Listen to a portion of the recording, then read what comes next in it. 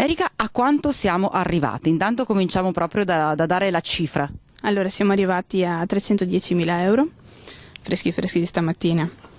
E 400.000 sono sempre più vicini. ormai sono veramente vicini e infatti spero di riuscire a partire per giugno. Sì, il mese di giugno potrebbe essere fondamentale per il piccolo Joe, perché allora potrebbe essere sottoposto all'intervento in Florida e intanto domani un appuntamento importante aspetta il nostro bimbo. Domani mattina abbiamo la risonanza magnetica a Campo San Piero e là ci giochiamo il tutto per tutto, ci diranno come è messa la gamba e poi manderemo direttamente la risonanza al dottor Paley e ci dirà tutto quanto quando faremo l'intervento e tutto il resto. E andranno a ricostruire tutta l'articolazione del ginocchio e poi successivamente si andrà ad allungare il perone, che fortunatamente sta compensando bene la mancanza della tibia. Un'operazione fondamentale per evitare l'amputazione della gambina, un'operazione che diventa sempre più realtà grazie alla vostra solidarietà, alla vostra bontà.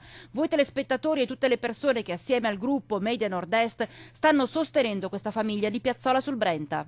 A noi emoziona tantissimo, soprattutto perché noi pensavamo che fosse partita bene, poi sarebbe calata e invece va sempre più forte, cioè la gente fanno proprio a gara, c'è non dico una competizione ma quasi, proprio per aiutare Giovanni, gente che viene a casa nostra a dire ma voglio fare di più. Alla faccia di chi come sempre deve vedere e diffondere solo malignità. Ci sono persone che mettono in dubbio la cosa, persone che danno anche consigli poco graditi della serie ma perché non lo lasci così e ti tieni i soldi.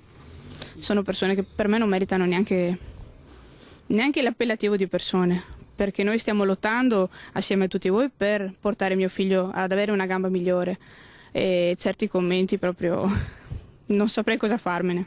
Fanno male, però rendono più forti? Rendono più forte perché mi fanno capire che tipo di persone ci sono, che tipo di persone non voglio che i miei figli diventino, che io non voglio essere. E mi fanno apprezzare ancora di più le persone che invece stanno veramente sacrificando tutto, anche un caffè, per mio figlio. Le belle persone cui si riferisce Erika siete tutti voi telespettatori che avete creduto e state credendo in questa causa per dare il meglio al piccolo Giovanni. A voi, proprio mamma Erika, si rivolge. Volevo dire che voglio ringraziarli con tutto il cuore perché ci stanno dando appunto questa possibilità.